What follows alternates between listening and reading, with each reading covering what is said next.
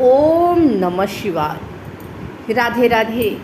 आइए सुनते हैं श्रावण मास महात्म्य का पहला अध्याय। ईश्वर शरद कुमार संवाद।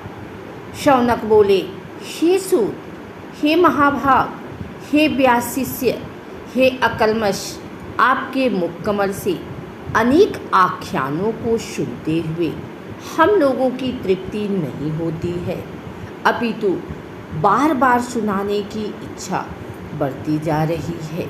तुला राशि में स्थित सूर्य में कार्तिक मास का महात्म्य, मकर राशि में माघ मास का महात्म्य और मेष राशि में स्थित सूर्य में वैशाख मास का महात्म्य और इसके साथ उन मासों के जो भी धर्म हैं उन्हें आपने भली भांति कह दिया।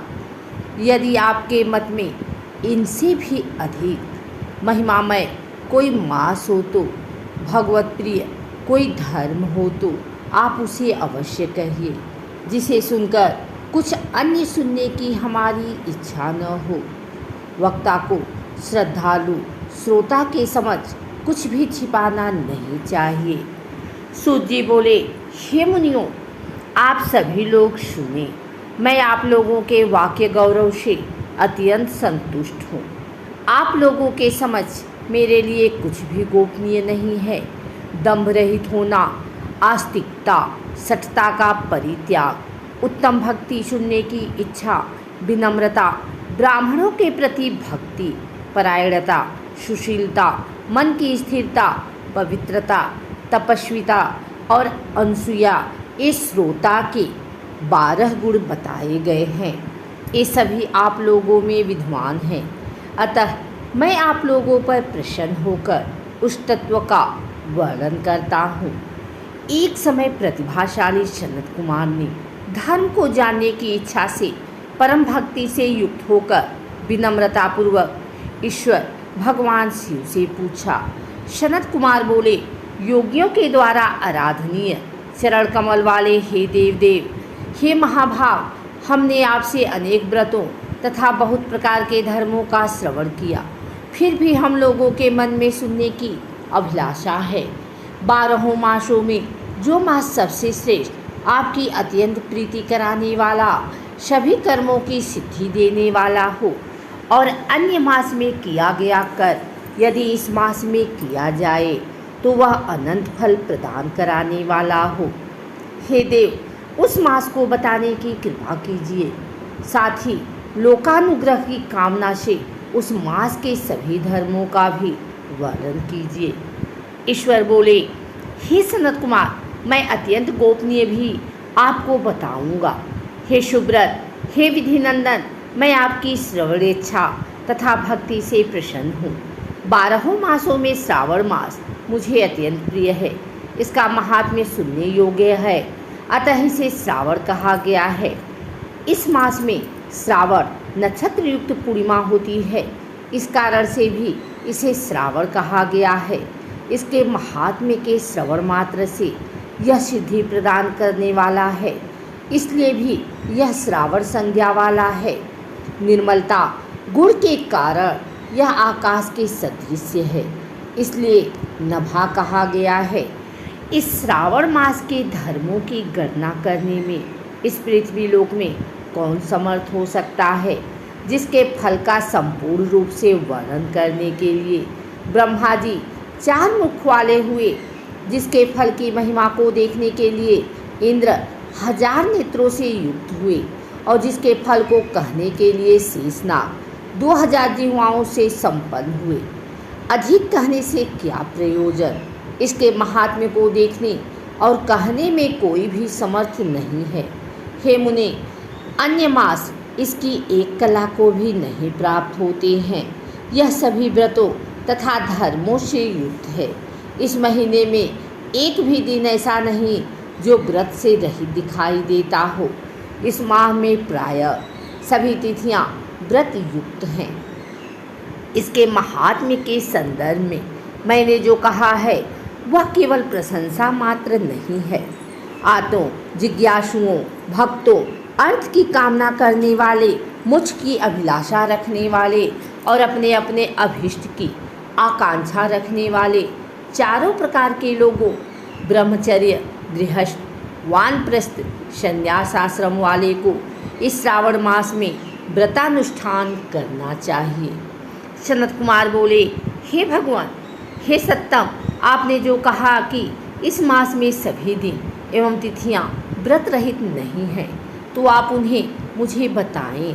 किस तिथि में और किस दिन में कौन सा व्रत होता है, उस व्रत का अधिकारी कौन है, उस व्रत का फल क्या है, किस किसने उस व्रत को किया, उसके उद्यापन की विधि क्या है, प्रधान पूजन कहाँ हो और जागरण करने की क्या विधि है, उसका देवता कौन है, उस देवता की पूजा कहाँ होनी चाहिए, पूजन सामग्री क्या क्या होनी चाहिए और किस व्रत को कौन सा समय होना चाहिए।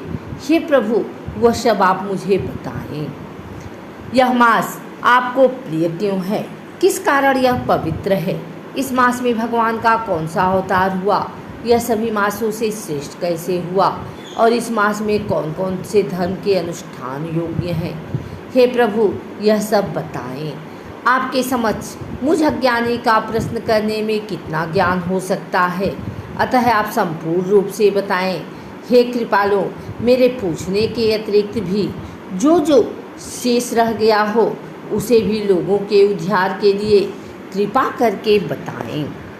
रविवार, सोमवार, भौमवार, बुधवार, बृहस्पतिवार, शुक्रवार और शनिवार के दिन जो करना चाहिए, हे विभो, वह सब मुझे बताएं।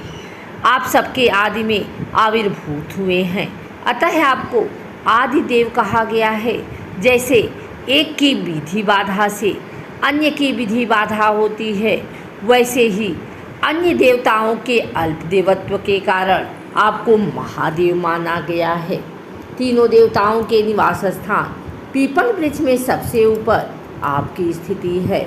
कल्याण रूप होने के कारण आप शिव हैं और पाप समूह को हरने के कारण आप हर हैं। आपके आदि देव होने में आपका शुक्ल वर्ण प्रमाण है, क्योंकि प्रकृति में शुक्ल वर्ण ही प्रधान है, अन्य वर्ण विकृत है। आप कर्पूर के समान गौर वर्ण के हैं, अतः आप आदि देव हैं।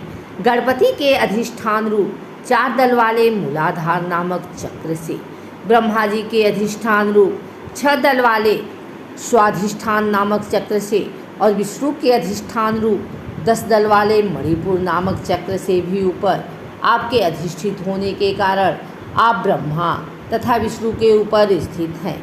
यह आपकी प्रधानता को व्यक्त करता है। हे देव, एकमात्र आप ही पूजा से पंचायतन पूजा हो जाती है, जो कि दूसरे देवता की पूजा से किसी भी तरह संभव नहीं है। आप स्वयं शिव हैं। आपकी बाईं जांघ पर शक्ति स्वरूपा दुर्गा, दाहिनी जांघ पर गणपति, आपके नेत्र में सूर्य तथा हृदय में भक्तराज भगवान श्री हरि विराजमान हैं। अन्न के ब्रह्म रूप होने तथा राज के विष्णु रूप होने और आपके उसका भोक्ता होने के कारण हे ईशान, आपके श्रेष्ठत्व में किसी संदेह हो सकता है।